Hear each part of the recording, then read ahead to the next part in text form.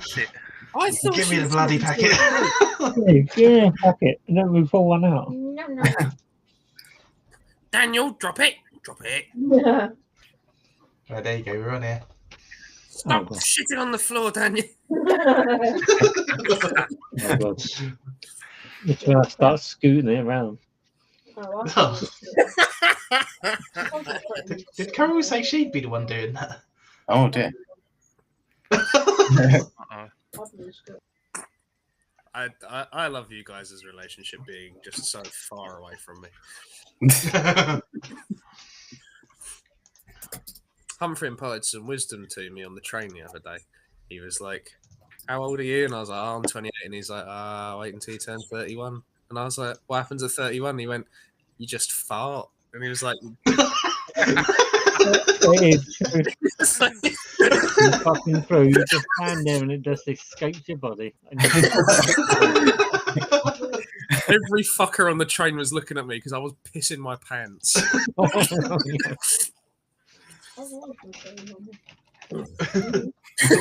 Apparently, happens to me on a regular basis. I'm not gonna lie though, I haven't really long ago actually. Oi, I'm just a ghost, I'm an entity. Ooh. Ooh. But yeah, got that. comes out my arse. Ben, why did you pick this fucking masterpiece? This ain't E.T. Oh, just right. You're quite right. It was not E.T. It had a similar theme, but it clearly wasn't the same film. Well, you say it wasn't the same film, Dan, but you've given it the exact same score for every category. The Iron E.T. Yeah, I chose The Iron Giant because it's a film that it came out quite quietly in 1999. It wasn't a big success. It did not make any money at all, but everyone that had seen it loved it. The critics loved it, fans loved it. And when I saw it when I was 9, it really struck a chord because I think I was like the right perfect age, the same age as Hogarth was in the film. And I could relate to that aspect at the very least. But the film itself was just a fantastic science fiction adventure, like E.T. was. It has this like discovery and the relationship between the boy and the creature, in this case, the giant. But it was better. Sorry. And everything about it was just like my sort of film. It ticks all the boxes for me in terms of like character and setting and the mood and the themes. Everything about it is just me, and you could say, and it just and one of those films that you see when you're a kid, and sometimes they don't always hold up, but I think Iron Giant really does, and I think it gets better every time I see it. And the older it gets, the more profound it gets, and it's still relevant to this day, in my opinion, and still just as strong, if not better, than it was when it first came out. So yeah, that's my thoughts. This is quite a rare one for me because I remembered it being like fucking flawless, and then I watched it and it had problems, and I was like, "Oh, that's a shame." And then we got to the end, and Iron Giant's got to sacrifice himself, and he hears, "You are who you choose to be," and he goes, "Superman." He explodes, and I was fucking bawling. I was still, I was still just in the fetal position, going, "Oh." I couldn't actually hear what he said. I had to wind it back to what he actually said because he's very so mumbled. Yeah, I was like, "What?" Vin Diesel. But Vin Diesel was the Iron Giant. Indeed, it was. Yeah. This is the reason I why was they got him. wondering who he was. That's the reason why they got him to be Groot. I'm pretty certain because he's just like fantastic in this. Like, Because he makes his grunt delivery. grunting noises. Not homo. I am Groot. I'm family. I mean, like, as much as I like Vin Diesel, he can only really play two things: But either family. his character in Fast and Furious or a really wooden character. Ooh. And that's not Shots fired. taken away from how great of a character the Iron Giant is or Groot. It's just he's born to play those sort of characters because it requires very little emotion. Or he can Well, still carry emotion from it. That's the brilliant thing. It's like limited in dialogue, but he can still get his point across and still be emotive without actually saying much. In my opinion, even if it's jarbled like machinery kind of sounds or like basic like one sentences, and if not that, he's still you still know what he's feeling and how he speaks it, which is great. I think when he's given direction, he does like a very fucking good job. It's just when because he's clearly like a very big part of Fast and Furious, like in the controlling of how it gets written and the story and that. And it's like, ugh. I need to be as tough as fucking part. I can't even imitate it. Yeah, I agree with that. I think, like, well, I mean, his name says a lot about him. I think if you're the kind of person that changes their name to Vin Diesel, then if you're given creative control over something, you're probably not going to put in much emotion. Yeah. Yeah. I did a little research on this film because obviously when we were talking about how similar it was to E.T., I was wondering whether E.T. inspired this, but no, it happened to be the day the Earth stood still. So you can see a lot of that in this as well. Except I enjoyed. I'm surprised by that actually, because I guess you've got like the same setup of like something from another world coming to Earth and all that, but I'm surprised that the day the Earth stood still was like a direct inspiration for it. Yeah, It might be the I guess it Might sort be of just the makes Klaatu and Gort the same entity in a way. I guess yeah, you can think about it as like what the Iron Giant's function was, he's still a weapon of war in the wrong hands. But in this case, he's no one knows why he's on Earth, and the power he has is like dormant inside him unless he's like unless someone brings it out that he's whatever they are as a threat to him, he'll become like violent. Which is, I suppose, is exactly like Gort, because he would only attack if he was attacked himself. Yeah. So, What were you saying, Humphrey? I was going to say it's like the actual time period as well, 50s, yeah. because the Earth stood still was in the 50s, and this was basically in the comic age in the 50s. But you said about Superman earlier on. When he had the comic book, I'm like, that's worth a load of money. Like, it's a lot of money, that comic book. But then it's like, oh, this ain't. Oh, I was saying Ben's fucking done it again because I was like, oh, I'm gonna put this. I'm gonna get the stats ready, but I'll wait for Pat to do the score sheets for this month's event, which happens to be Superman. And I was like, Ben, you fucking done it again. How do you pick Iron Giant like the day we could put in all the Superman ones into the fucking spreadsheet? Yeah, that was not an intentional thing. It never is. Better be in the 11th round. your 11th pick of the 11th round. That wasn't on purpose. Yeah, the only one that was intentional was 12 Angry Men 7. Yeah. And V for Vendetta. Yeah, kind of, but it was Well- that was a double thing. That was like partly was intended, and then we looked into it, and me and Rob realized, oh, there's actually more to it than just one random month. It's actually got Yeah, that is crazy because like we set it up so that it would be the pick for November the 5th, but none of us knew that it was the 5th pick of the 11th round. That's crazy. Incredibly. But I'm just going to say the film is a kid's film, but it's got quite a strong adult theme to it. Yeah. In the fact of like the nuclear kind of threat, and the fact that the adults of the film make irrational decisions that ultimately lead to disaster. Like the bloke is just he thinks that it's a threat because America's always been had a threat from the Russians, so he automatically just decides to nuke the place and not think about the actual consequences because you just hide and think that the nuclear weapon's not going to blow you up. Well, he's clearly someone who's victim of like the propaganda that he's like pushing. And he's like, we can duck and cover. And he's just going like, that's not actually fucking something. Well, That's not going to be effective like in any way. Well- Like, you're a fucking idiot. You tell Where's that to the giant, kids. Ansley? Where's the giant? Well, you- That's the thing. The thing He's stupid and incompetent, but like in a very believable way. Yeah, you believe Yeah. he got him a test. He clearly is a victim of his own propaganda, and he like believes it like entirely. And he thinks, I think like they do a really good job of establishing that he believes himself to be more important than he is. So Hmm. he thinks that all these Russian people are waiting for him around every corner, and so he's pretty fucking trigger happy. Like when it comes to that.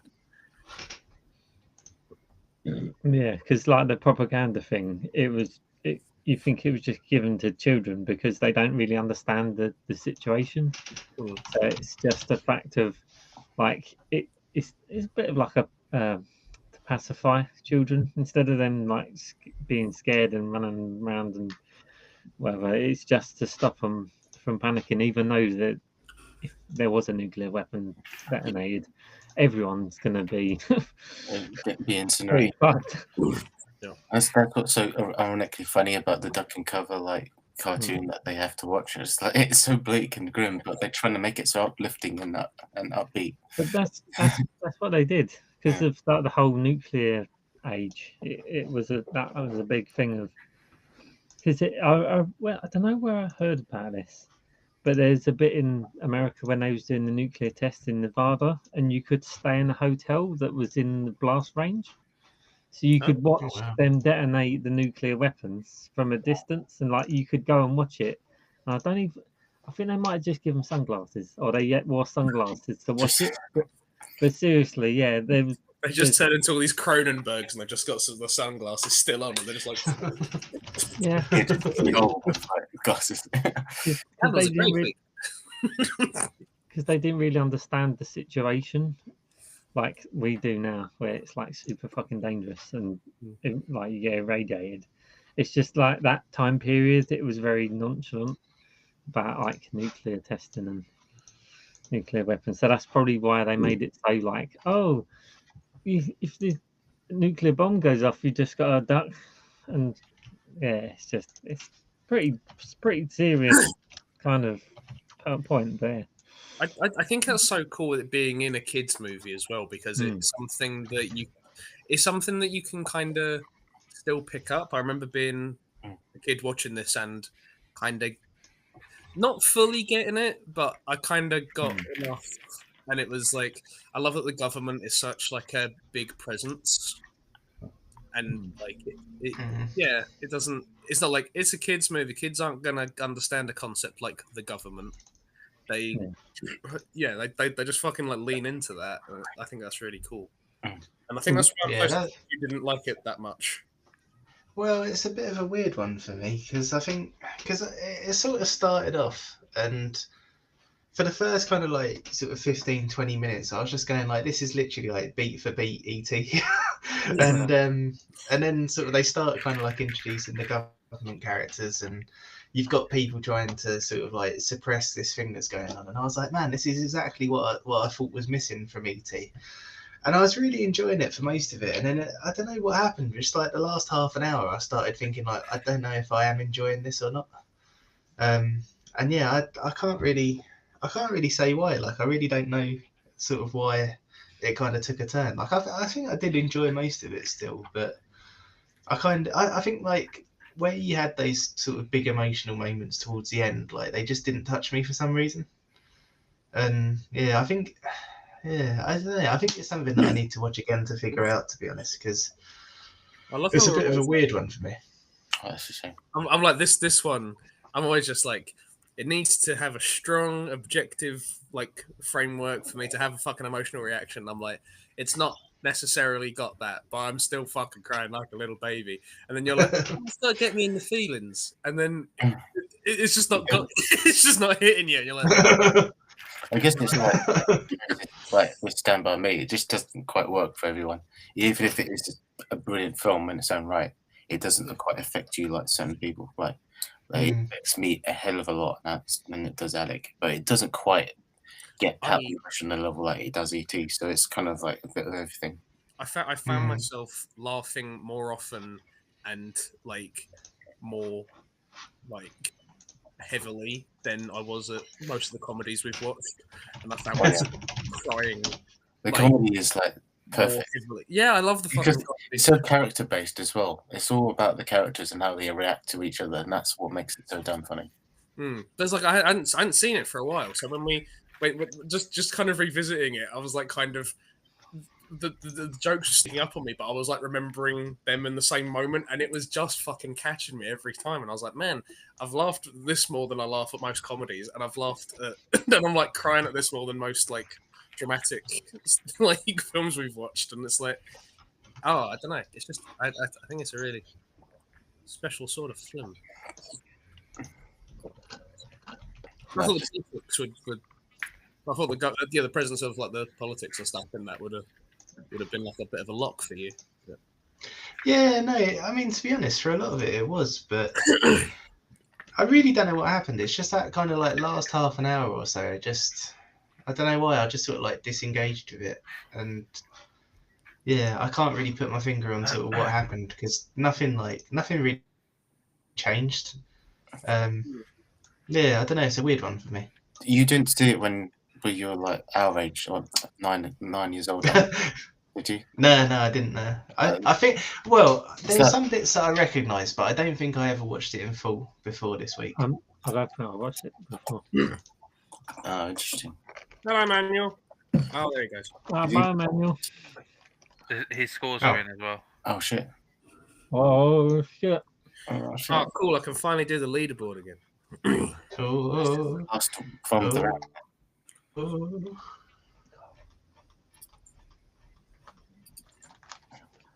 Oh, Emmanuel's slipped around. why With only liking one film. Why you gotta fucking do me like this?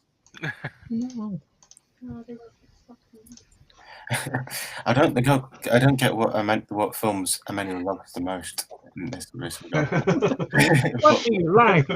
Why do you hate everything? It's a fair question. Why do you hate everything? More than 8. Yeah. Is it still fucked? When I first started film club, I was like, why does Alec hate everything?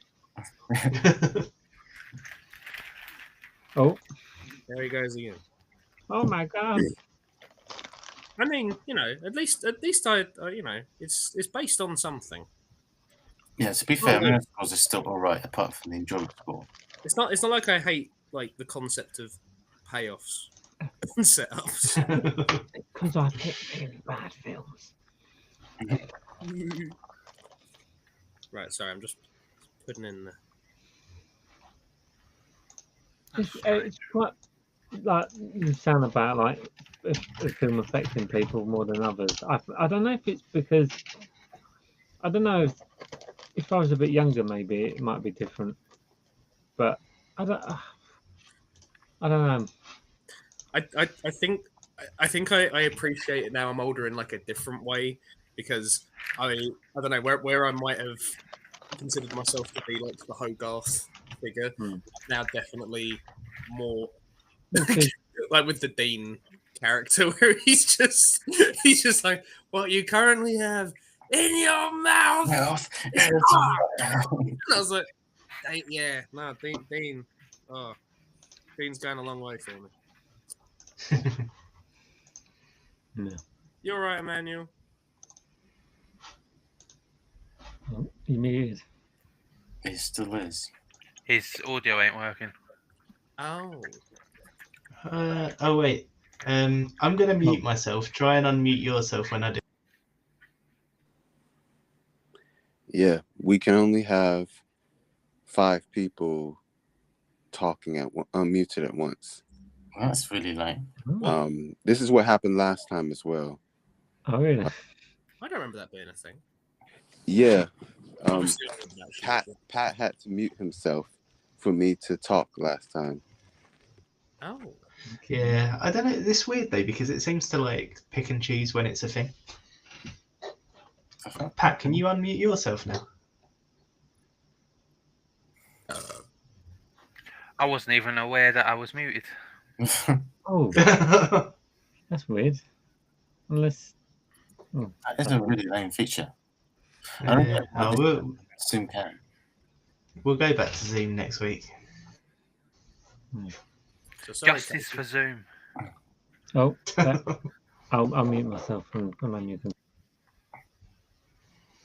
Cool, thanks. I was muting myself so Pat could unmute himself, but then obviously, I'll make myself so someone else can talk. Why did you hate this cinematic masterpiece so fucking much? a 5 is not a hate. It is I know you're being sporadic. sarcastic. Why weren't you crying? I was too annoyed. Oh, It's a you good had the film. wrong shoes on. Yeah. Clearly, Hogo. It's a good standard kids family film, especially from the time. I never saw it at the time, but I also wasn't interested in it at the time either. I think, yeah, I wasn't interested at the time. At first, I was like, "Oh, what's this?" Saw it was like an Iron Giant or like a big Iron Robot. I was like, I have no care about this, and then I just never watched it. Cruel. That's a quick checkout, man. Huh? That's a quick checkout. The reason why I was like in love with the film before I even saw it. So there we go. Continue. That's all right. That makes sense, and it makes sense that it wasn't my type of film. I didn't know about obviously all the things that happened in the film. It's just one of those things that it's a good film, and it does a lot of things even though it's in a cartoon way. It does it like I said, realistically, understandably, what a kid would probably do, or what a kid might do, what a parent would do.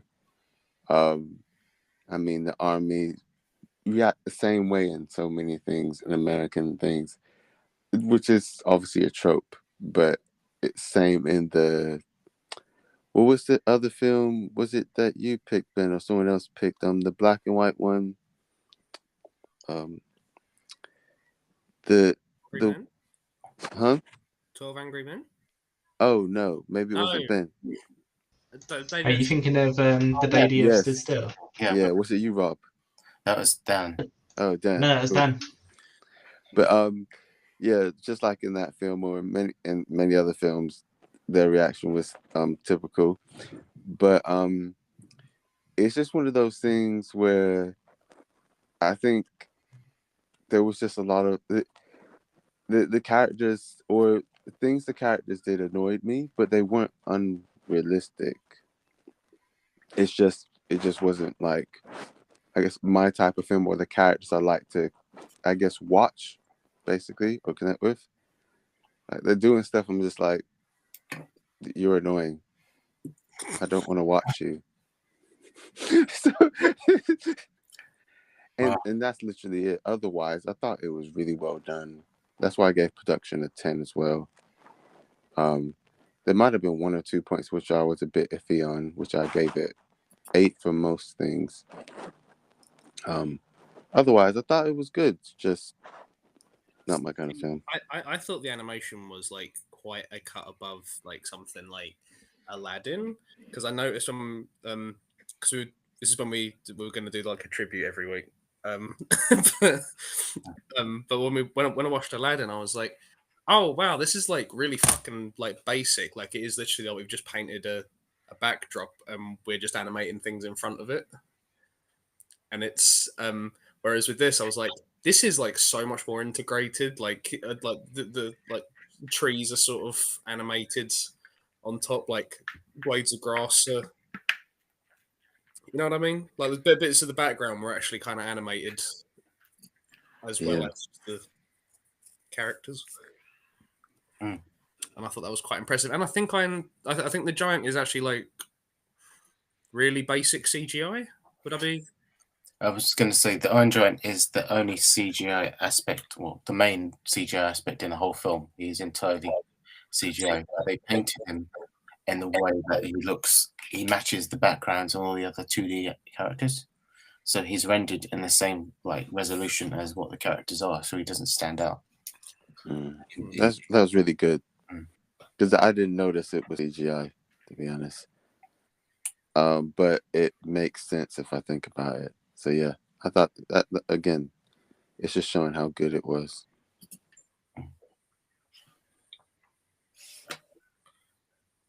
Sorry, I'm just doing the old leaderboard. So someone carry the ball. Carry the ball. Whose balls? Also, spoiler alert: Rob's fucking winning again. As ever. Yeah. As always. He had 4 points last round. He's now fucking at 20. Wait, how's I did have a double he bill, to winning be with fair. blowout? No, The Shining. Emmanuel, you need to get over your hatred for blowout. He should have commuted or something. I don't know.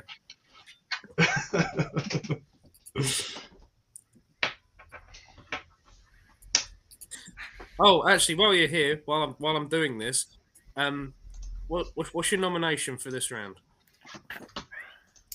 Oh, Got a I choice. think I said it, but I didn't actually put it in. Okay. Say the choices again. Sorry. Your choices are The Shining, E.T. the Extra Testicle, The Iron Giant, The Shape of Water, Stand By Me, or You're Next. You can do You're Next if you want. It was Shape of Water. Fuck yeah. I've always liked you, Emmanuel. Bastard.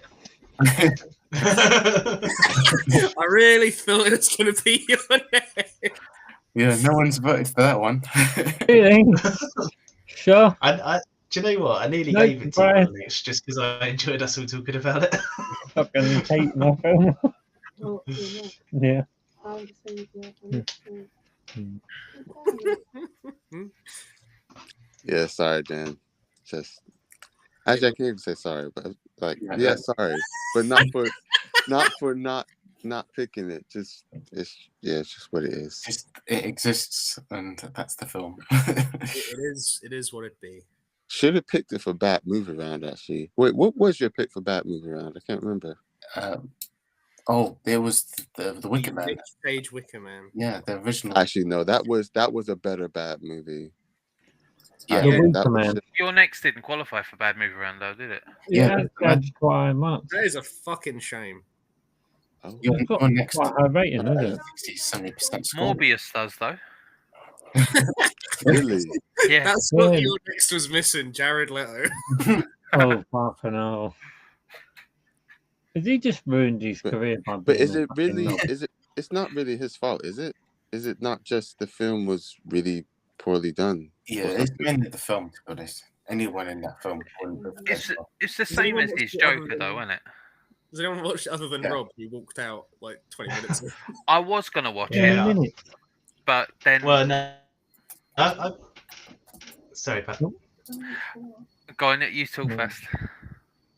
I got about an hour into it, and I was just like, there's no point staying around for this. Like, the bit that tipped me over the edge, right, is there's like an interrogation scene, and it's Morbius being interrogated by these two policemen.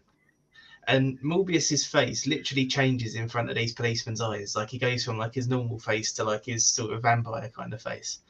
And this happens in front of this policeman's eyes, and the policeman literally goes like, and I was just like, what's the fucking point in this? And I walked out.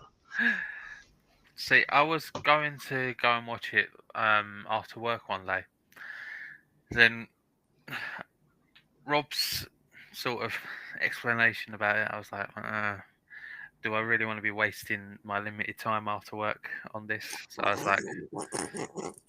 like, I'll watch it when it comes on Sky. It's absolute dog shit, man. There's another bit as well, and like, so one of the biggest problems with it is that most of the plot revolves around something that you don't see happen. So you're never quite sure about like what's actually happened and what hasn't. And yeah, so you're already starting on that kind of foot, going like, well, I don't know if I'm supposed to know that this has happened or if this hasn't actually happened, and that kind of thing, right? And then there's a bit where Morbius is in prison, and then somebody comes in and says, your lawyer's here, and then his mate walked in, and I'm like, oh, they didn't even tell us that his mate was a lawyer. And then Morbius goes, oh, I didn't know you were a lawyer. And I was like, it's not a reasonable thing to do, to pretend you're a lawyer to visit your mate in jail. That's ridiculous. Why are you okay with that? Just absolutely stupid. I could see you laugh, but I could kind of see Pat doing it. Honestly, if I ended up in jail and they were like, your lawyer's here, and Pat walked in, I'd be like, what? Why have you done that? Get me a lawyer, I need it. Yeah, You know what he's going to do, though? He'd actually win. This sounds like This is classic- wrong. Let him go. See, This sounds like classic Sony just screwing up the script, or I say the writing again. I mean, this is why a lot of their Spider-Mans kept flopping, and a lot of the things that kept, like a lot of properties other people had, they just ruined the story. When you have decent actors, but then you actually just write a trash story, or it's just like, what are you doing? Or just do a lot of dumb stuff. Well, the thing is like, even if the script was okay at best, it's still been messed around in the editing room and just been like maligned and all that. They're really like bad at doing all that. So even if it was okay, they're still be like, oh, someone's gonna be like, oh, let's do this to the ending. Make sure this has got this bit in it. Make sure this person does this. Make sure he does that, and make sure we do it like this. So it's like the average Joe is gonna be like this film. And they tried to make the film to make people what they think people like, and they end up making something people don't like. But it's the same as what Fox do with the X-Men universe. Like, look at the shit that Fantastic Four was. Yeah, no, Morbius is definitely like it's been written by like data points rather than writers. Did you know who the writers were, though, out of interest? What makes it worse? No, I don't know what they did, but they did Gods of Egypt. Oh, the classic. Oh my God, we should see Gods of Egypt. That is a fucking shit film. Yeah, I never saw that, but I knew it was like from the start. It does not look good.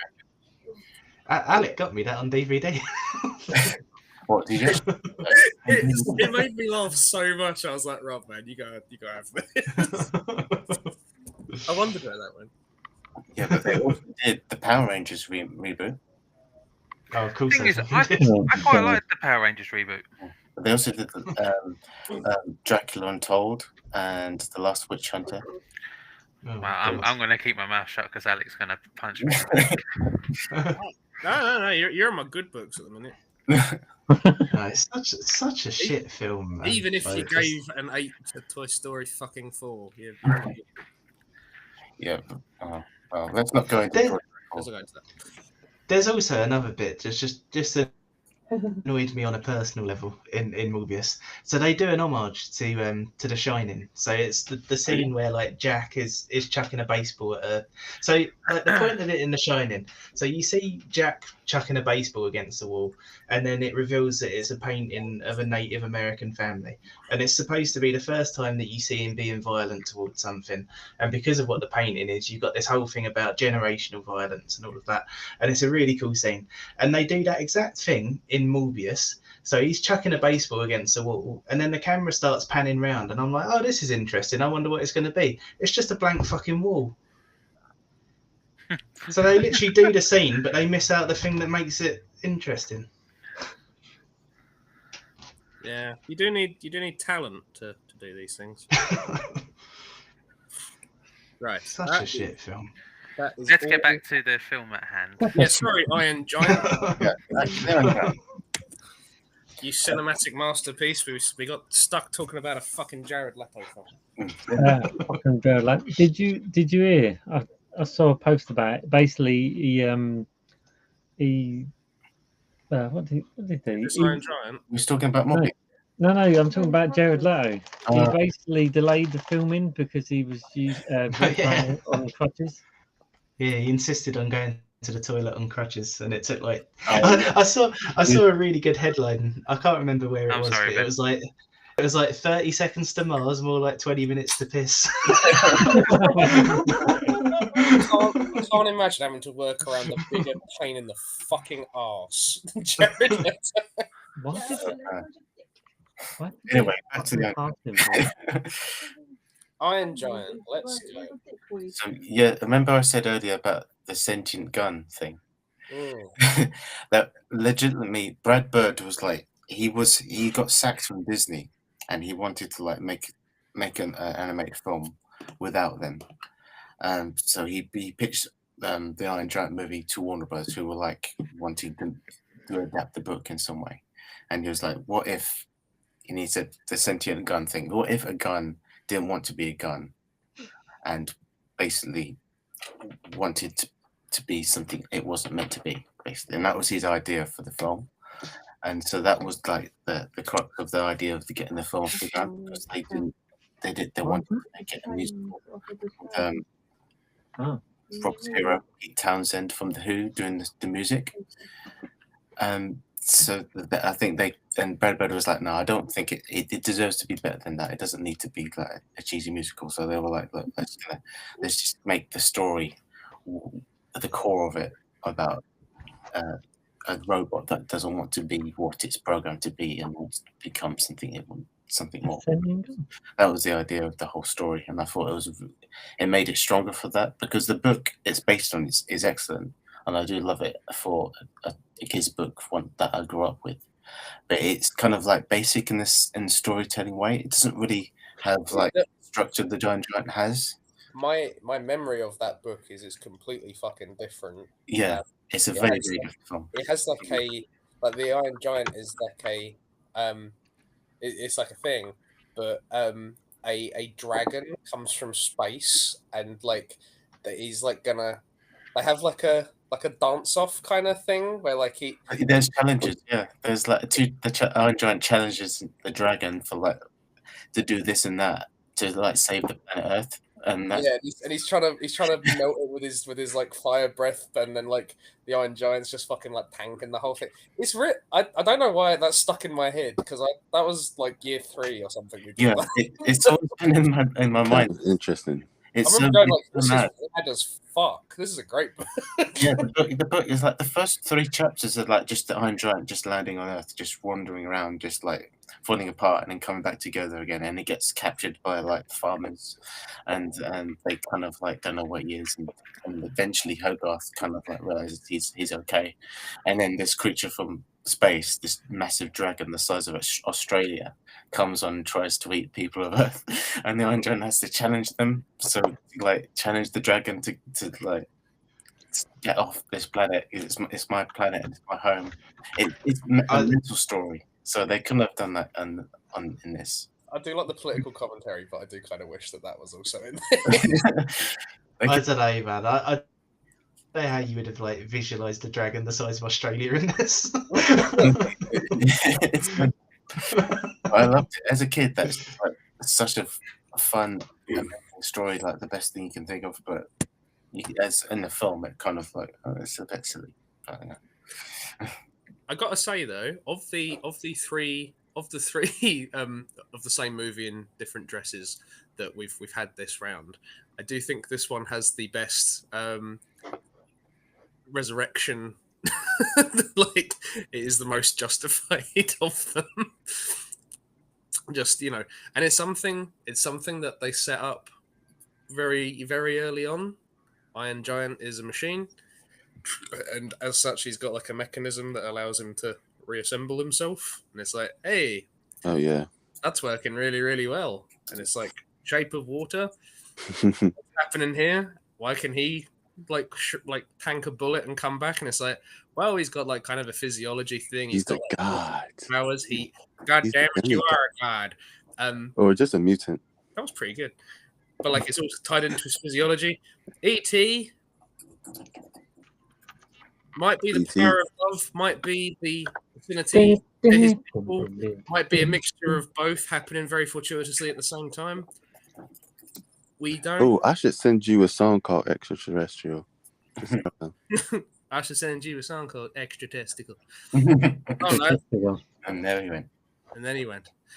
Right, but I'm like, still here. It's just when I go off the chat, it takes away my video. oh, but yeah, I like as well just aspects of like its design as well, because I think in the same way you can do it with the merman, where you can go right, so he's got fins, he clearly comes from like an environment that's underwater, his eyes are quite big, so it's probably for like adapted for dealing with like dark environments. He's got like a carapace, so he's like quite harsh environment he needs like natural protection from. He's like quite colorful, so he's probably a male, that's probably for attraction.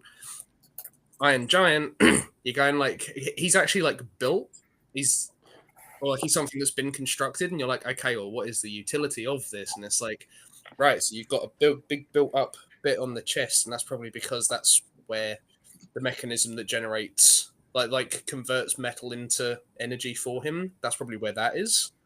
But he's got quite a thick breastplate. He's on like his hip is like a winch kind of thing, and it lets him have like 360 vision.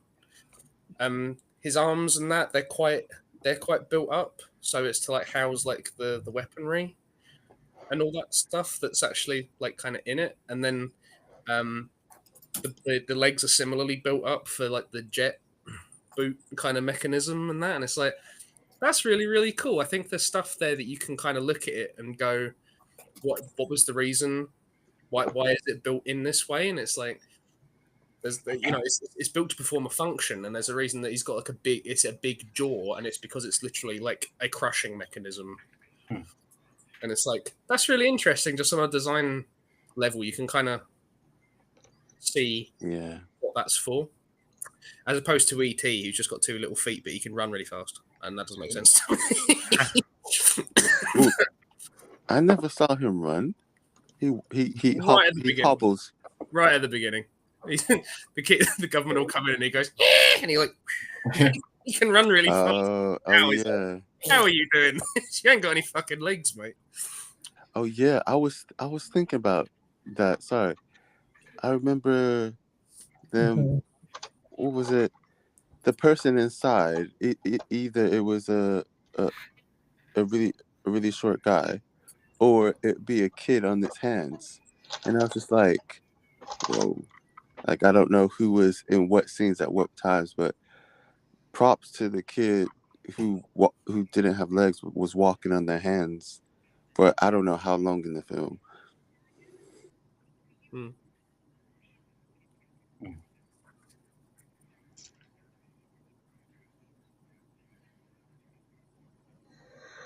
No one else want to fucking. But I did expect the robot to come back to life somehow, but I was just like, I also have expected them to do some kind of ending where it stays dead, but it's like a sentimental ending where this is the lesson the kid learned in life, blah blah blah blah blah, the end, which is also a valid ending. But yeah. Well, I think it like in ET, like it is a similar. I don't even know if I'd necessarily even say that Hogarth has like an arc necessarily. Because like ET, it's all about the arc. Elliot has to come to terms with loving something that's not going to be a permanent presence in his life and stuff like that is his arc. Whereas Hogarth, like this isn't like a complaint or anything, but like Hogarth's such like a switched on kid already. Yeah. And like he obviously is kind of trying to fill a hole by having a pet, but like it's not. I don't know. It's not necessarily like a flaw, and then like he kind of just his connection to the giant is something that like fulfills him like in a way, but like it's not. He's not flawed. No, he's not flawed, but like it's not like his arc or anything. Yeah. But like I think that's really nice, and I don't think characters even need an arc all the time necessarily. It's just it's that big. It's just when he says like "I love you" to it, and like it is that just big emotional payoff, and you've just been hanging out and having fun with them the whole time. Yeah. If anything, like everyone else apart from Hogarth has more of an arc because they're like driven to be afraid of this thing from the other world. They like, and then and it's only when the giant sacrifices himself for the town they realize, oh wait, we need to like look at ourselves a bit better and like realize that not everything that isn't American is a threat, and this creature from another planet actually didn't mean us any harm, and it was all a misunderstanding. And that's the biggest thing that the military learn. Well, they probably wouldn't in real life, but and that guy pissed me off so much. Yeah, Kent Mansley did not learn. He works for the government. Yeah, Kent Mansley worked for the government.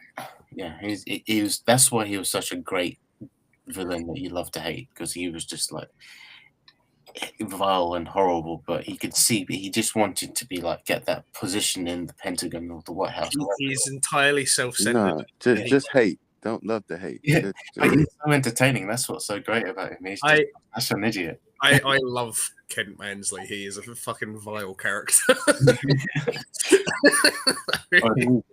That's the chocolate scene is my favorite bit, where they let Chogoth like so the chocolate ice cream, and he just has that little like monologue. And then I was like, if he was lactose intolerant, why is he doing this? Rob, can you shed light? Why would no Cocoa Lax is a laxative. Yeah. Hogarth like spikes his ice cream with laxative. Oh, I didn't see that. And that's why that's the brilliant thing is like the rest of the film was like, well, 10 minutes later he's searching for clues about the giant, and he's just like his tummy rumbles. I like how Rob's now our in-house expert on nearly shitting yourself. In your pants. Rob, can you shed some light on nearly crap in your pants? Yeah, Rob, can you confirm this Tell us how your not gluten intolerance, dairy intolerance. When he said launch the missile, I was so pissed. I was just like, yeah, he just grabbed the phone and just shouted out, and it's like, for goodness sakes, where's the giant, Mansley? And he's like, oh. I think that's so in character though. Yeah. Like he's just so anxious to be like important, but like he's so self-centered, and it's like, okay, well, we're gonna die. You're gonna die for your country now, and he's like, fuck that. And it just stops him from driving away, rightly so. And he just stand it with him. He doesn't possess like the like awareness to go like, yes, and I will do this with dignity. He's just like, fuck you. Yeah, he's so reactive to everything. The thing is, if it wasn't a kid's film, he would have had a death that's like so degrading to him. Yeah, it would have been worth it. But because it's a kid's film, he just got arrested. The Kent Mansley is, I don't think he makes the death more degrading than the life he already leads. Exactly. I could think of some things. I mean, who treats like that interrogation scene? I was just like, they got away with this, I guess, because it's a kid's cartoonish film. If that was a real life action, no, that's abuse. Yeah. What the f are you doing? That's what adult does that? That is Kent Mansley obviously isn't there. He's got issues. Yeah. Yeah, he is a manipulative son of a bitch. Yeah. Is a what? Manipulative. Oh, there's people said like that. And I was like, but he's just abusive. He doesn't care. He has no care. Like you don't do that to a kid. If a kid ain't telling you, like you don't resort to that. That's not the next step. No. You don't, but you're not Kent Mansley and you don't work for the government. Yeah. He does work for the government. Oh shit. Oh fuck, okay. No one does that actually has like any decency. No, he doesn't. It's freaking annoying. But yeah, I didn't have a film. He would have had a horrible death. Yeah. No, I enjoy characters like that who are just so like just fucking just blatant about it. And nasty people. Yeah. And that's why it's such a vivid well written character because he is just so like despicable in every way in terms of Contrasted, how he tries to get what he wants.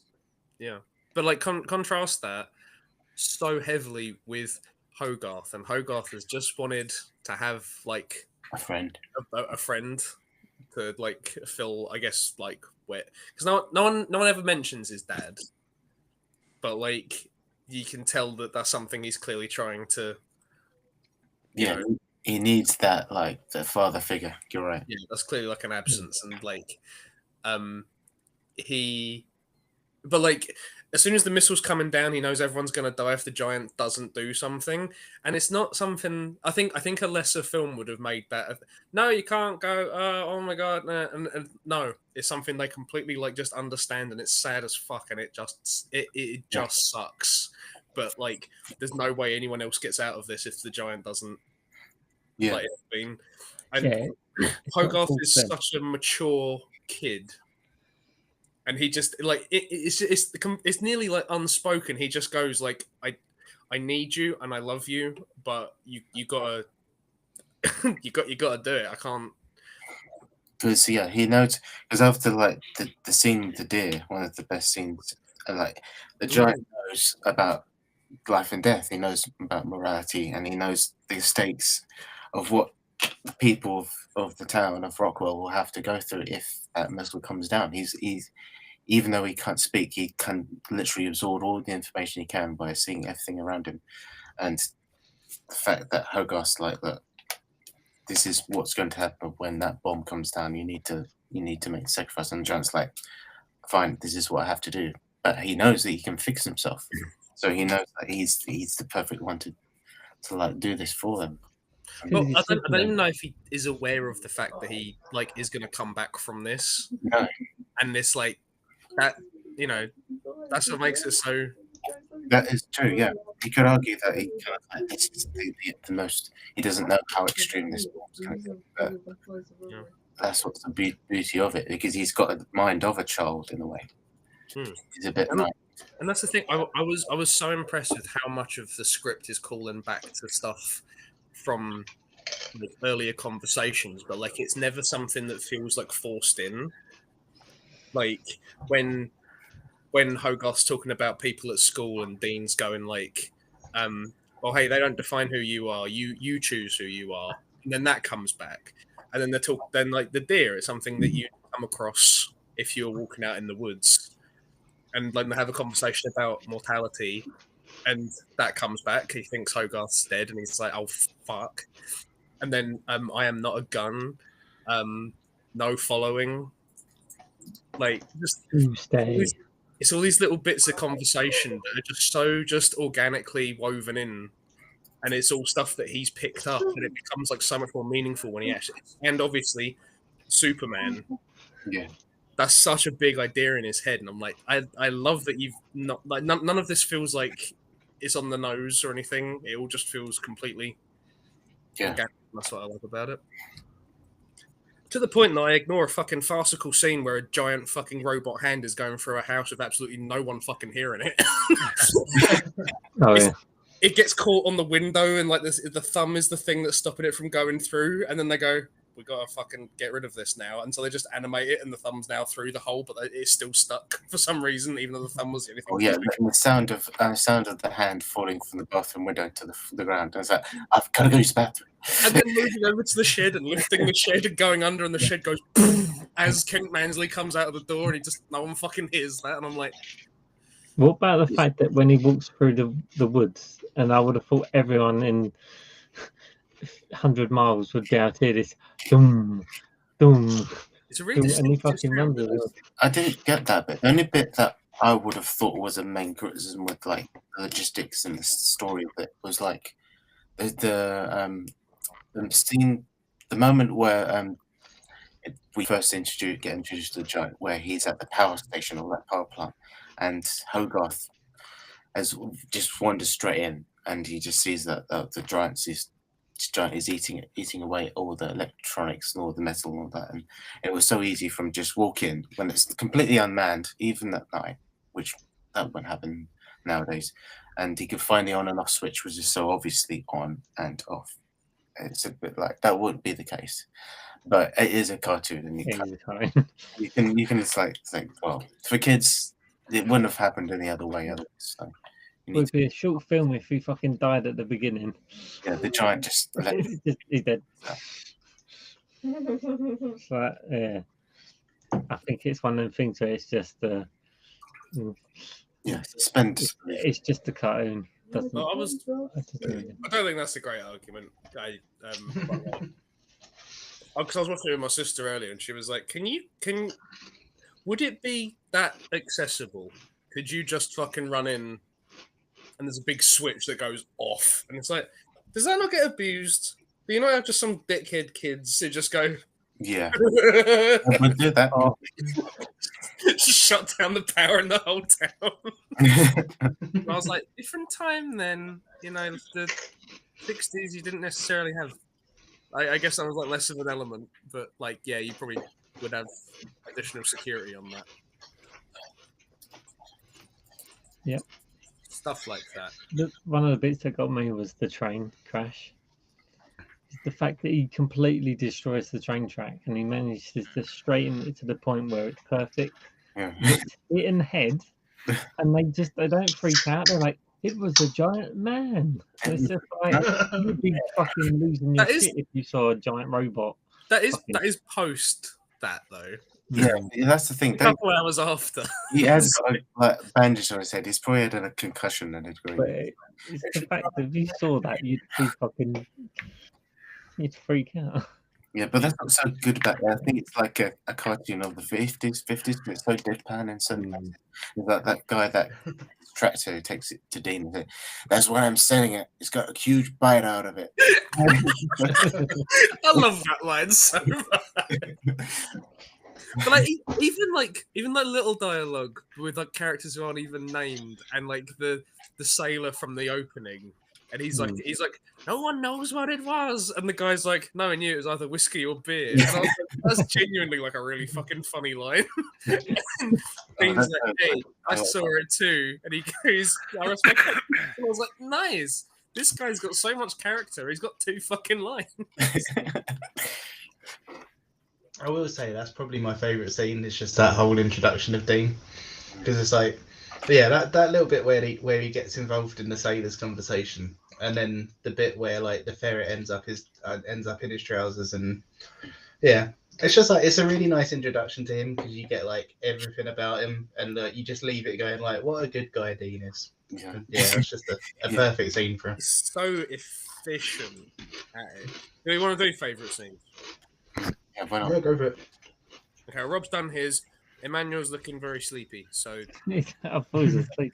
let's get as much out of him as we can while we can. Yeah, Emmanuel, favourite scene, quick. Chop. I am thinking. Fucking hated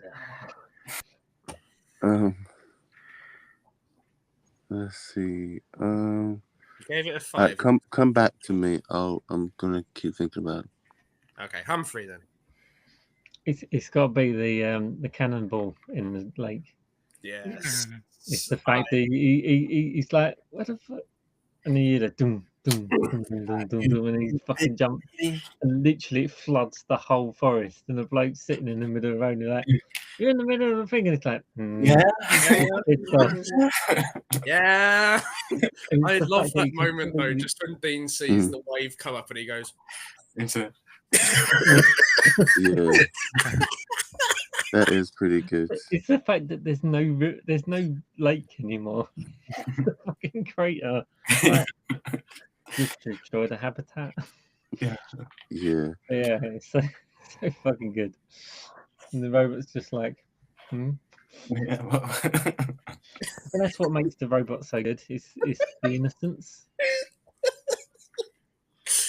It's the innocence of him. Just he doesn't understand that he's big and he destroys things. It's just how he is.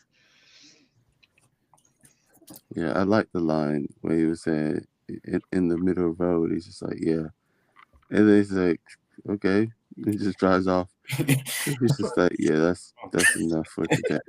That's so Right. natural, though. Just like you're in the middle of the road. Yeah. Whatever. All right. It's like, okay, dude. He's Crazy clearly guy. Whatever. clearly having Not a my day. problem. I'll just. Yeah. To be honest, like that could happen in America as well. You just have to be like, it's like, and I said, whatever. I'm not bothering with this crazy guy. I don't know why I'm big on the screen right now. But anyway, It's the Truman Show. I think What's the man of sleep? my favorite one might be when he's getting a robot to assist him making scrap art.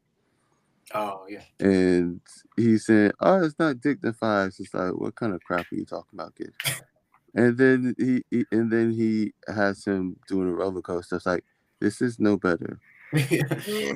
But you also are an annoying kid, so whatever. Oh, Oh, that is great when he spins him around really fast. He's like, oh man, the amount of times I was thinking from the mom's perspective, I was just like, kids, a whole bunch of crazy crap could have happened to you. Just like, yeah, when you're a kid, you don't think about that. Oh, of course he wouldn't. He's not that type of kid.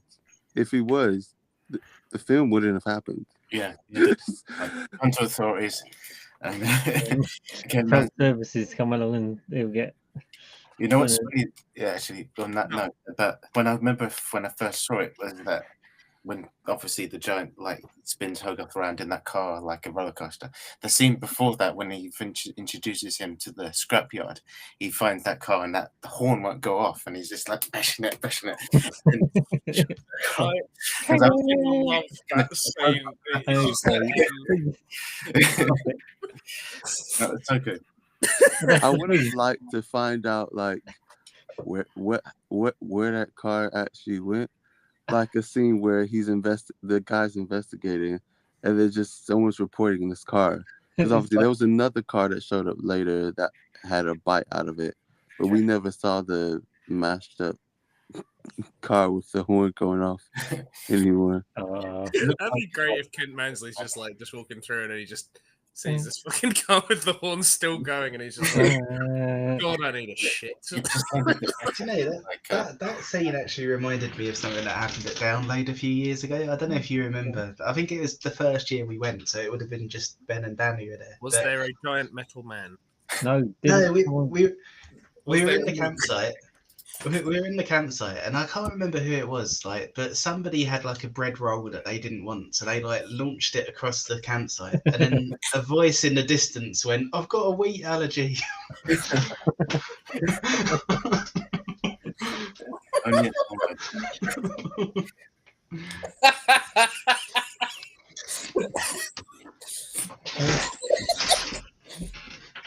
will you learn that your actions have consequences?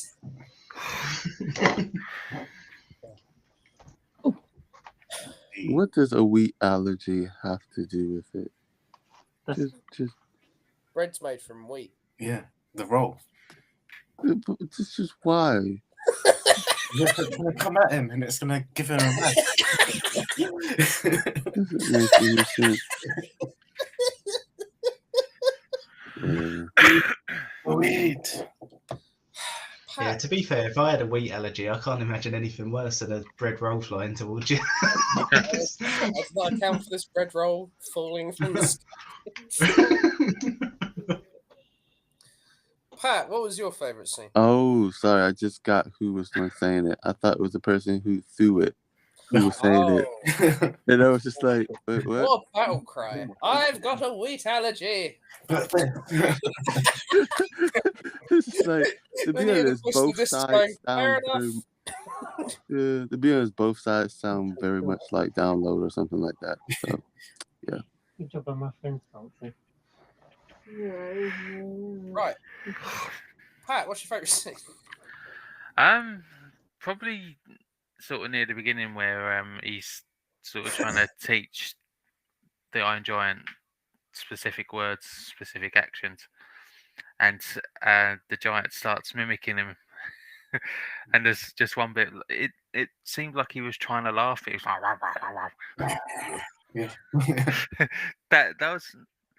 I really enjoyed that bit, and obviously right at the end when he absorbs the missile after sort of creating a bit of chaos as a sort of a small redemption for him. I quite like that scene as well. Lovely stuff. Nice.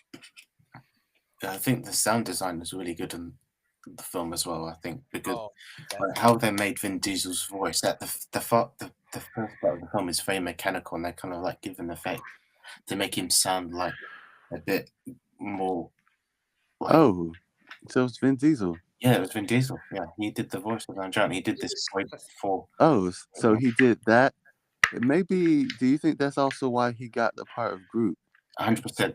Because he's a master of like one sentences or one word phrases. family. Yeah. Family. No, I think that's the it's wrong like it's character right written. there. We're not doing Before Batman you here. guys continue, I'm gonna have to head off Oh, No, because it's all I good. am fucking wrecked. What Yeah. the fuck? Oh yeah, is that baseball on Apple TV? Nah, it's on BT Sport. Okay, cool. Would you like me to announce my double bill before I go? If you don't mind, Alec. Pittman. I've never minded before. Oh, you got double pick. Yeah, and it's gonna win that round. I've got a double pick, and I'm going to lose anyway. What? The first half of my double bill is the silence of the. No, sorry, it's adaptation. Adaptation is the film. It is about Nicolas Cage as a screenwriter. He is the screenwriter specifically who wrote Being John Malkovich. It's on Amazon. The other one's on Netflix. Yeah, to rent. Adaptation is on No, fuck it. Adaptation is on Amazon to rent. Oh, God. The second half of my double bill is Whiplash. It's Miles Teller getting yelled at by J.K. Simmons for 2 hours. It's fucking wonderful. It's on Netflix. Awesome film. Classic. I've already got around on one side for one of them. I've got to. No. Wait, how do these link? Yeah, what's the link? Well, that's for next week, isn't it? Okay. God, you just got to use your imagination. Come on. There's links.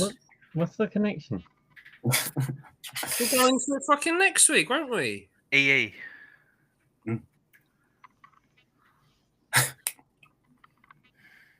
We're gonna go into it fucking next week, all right?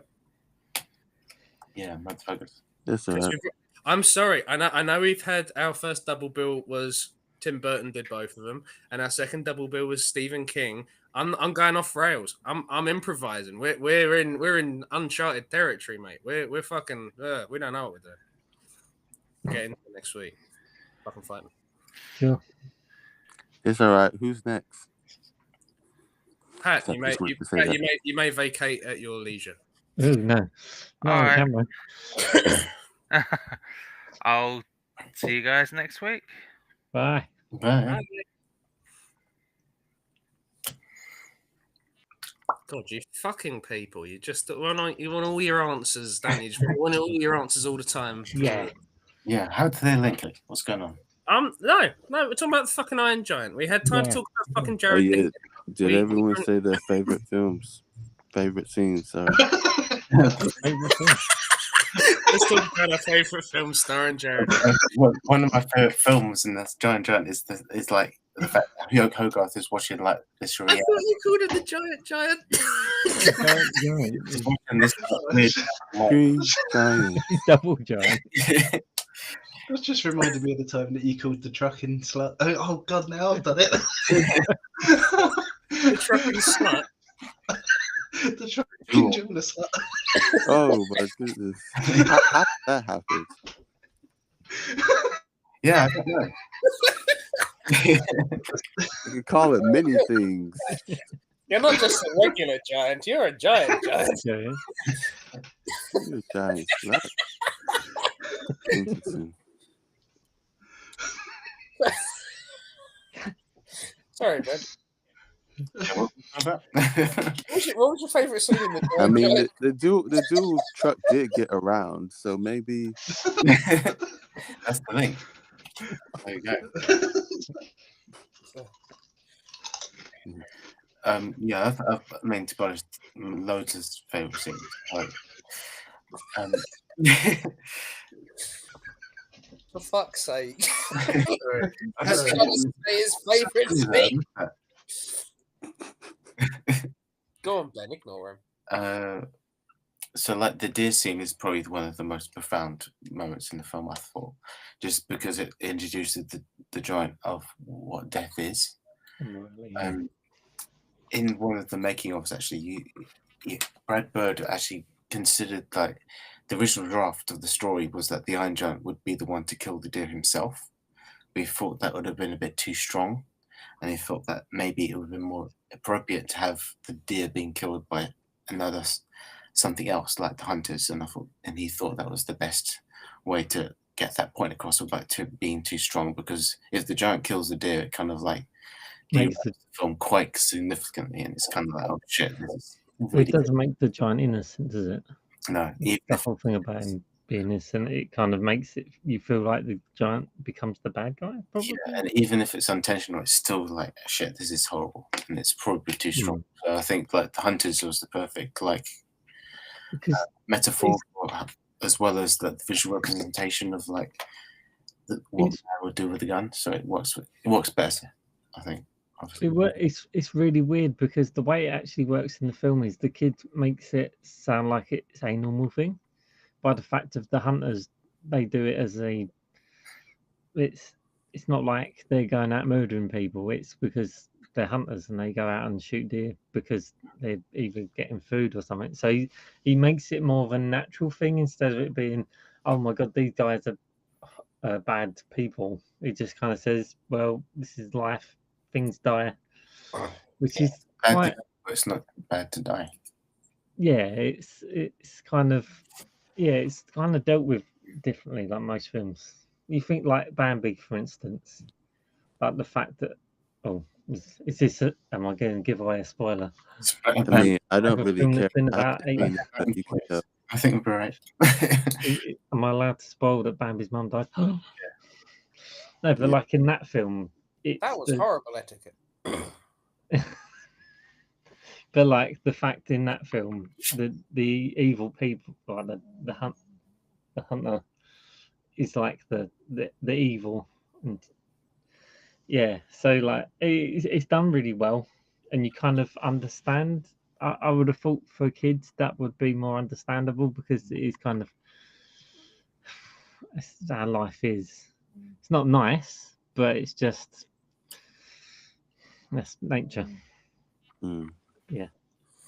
And I think that is part of why like that this is such a good like kids film, because you kind of I think meant to relate to Hogarth, and then you kind of end up relating to both of them because the giant doesn't, or maybe not actually, but like the giant like doesn't get it, and like that's kind of what makes it so nice that Hogarth's like such a switched on kid, because like I think that's part of why I prefer Hogarth to Elliot in E.T. because he's not necessarily dependent on this parental figure. He's able to be this parental figure who's explaining things.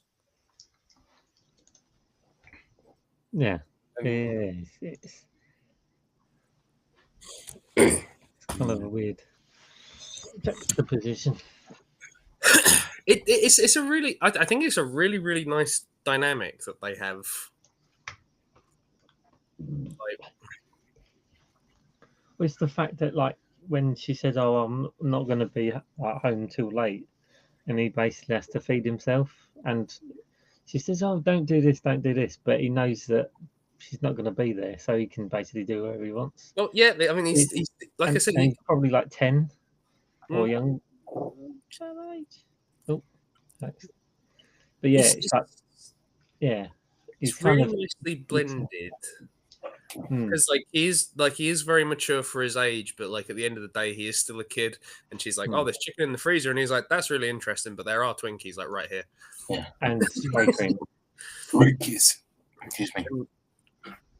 Yeah, I think honestly, I think Hogarth's like a fucking excellent gold standard protagonist. Well, like and the you fact can't oppose me on this because he is unconscious. I was going to say, because like the fact he goes out all night and she doesn't even notice that he's gone. And he literally just walks in out when it's daylight, and then she's like, "We're gonna go out." Yeah, I was just getting out of bed, and it's like, That's great. The thing is, back then it was such a different time. It's like, especially in like America, the kids obviously they didn't have like what we have now, like the internet, and just like even go. He didn't even have the arcades or anything like that. So he was like in kind of like the sticks in the middle of nowhere. So him going out at night was, or at least in some point of the evening, was kind of like the norm. So I think she expected him to be out of the house for a few hours at least. I mean, that's why I took it as it's kind of like the way it was back then. Kids can be a bit more. There was more freedom and more trust back in those days. And I think that's kind of why she's not sus about Dean at all. Like that's just because that's still the era of technology is not widespread. So if someone comes in and asks to use your phone in the middle of the night, that's completely fine. And it's like, oh, Hogarth's really interested in like hanging out with this old guy. Oh, it's because he makes like junk statues, and he's like, oh yeah, no, there's nothing weird going on here. Whereas if it wasn't set in that era, that would be like, hold on, he's got a fucking soul patch. I've got there's red flag coming at me. But yeah. my favorite scene, no one asks ever, but I'll take the initiative. I'll never know. When the army fuck you. When the army show up and Dean's already like prepared for it, and he's like stuck a bunch of fucking stop signs on the giant, and like they're just fucking like just walking around, and they're going like, "Step outside, Mansley," and it's like, oh, fucking love it. It's but to be honest, every moment in this scene is a contender for my favorite scene. I fucking adore this film.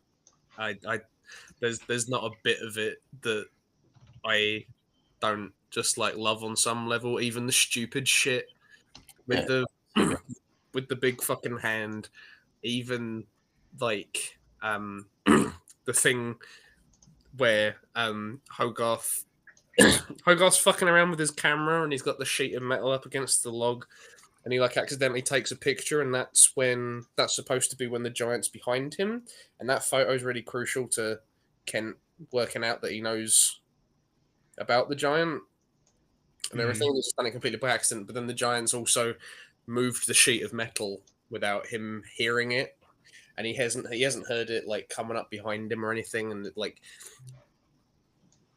that's all stuff that like is objectively a problem, but like this is like a similar thing to what Rob was talking about the other day. I just love it, and these are things that I can recognize as problems, but I'm still fucking bawling at the end. I'm still in the fetal position. Superman. Superman. No. Yeah, like those things are like, yeah, sure, you could say that Hogarth would have heard the giant, and many other people would have too. But it's not the important thing, and the story kind of like relies on more of like how the giant reacts to everyone else and how he reacts to them, and that's the most most thing that they've done. That's what they get right, and that's the most important thing of the story, really. Yeah, the important shit is the shit they get right, and and I obviously this is going to get compared to ET. Like I thought this was so much, even though there's only I gave ET a 7 and I gave this a 7.5. But like I think this is so much stronger as a film. Like just in terms of because like I think we all can all agree like ET's probably like it's like really really fucking basic, and I don't think that's something you can apply to this. I think there's a lot of complexity, and there's a lot of good character stuff you can. Like in my opinion, I think they're two sides of the same coin. So it's weird that someone doesn't like one with the other. So it's weird that you don't like it. I know you like ET a little bit more than this, but it's a strange one. But it's too right. Like, if you're not into like the setting or difference. Is everything all right there, Dan? Of course, falling asleep. Like a manual. She's falling asleep. She's like, fucking hell. These bloody vegans, their constitutions are weak. I was poking her, and she's like, "Don't, Bernie." Oh, But yeah, I really like it when the giant goes whoosh. whoosh. It reminds me of my childhood, and that's why it's a cinematic masterpiece. Oh, something reminded me. I was going to say this is a whoosh moment, but what was it? Oh shit! I can't remember the whoosh film, one. and I was like, "Oh, this is like that, like a whoosh." Okay, Stu. Poor manual. It's definitely a Truman Show moment with Emmanuel.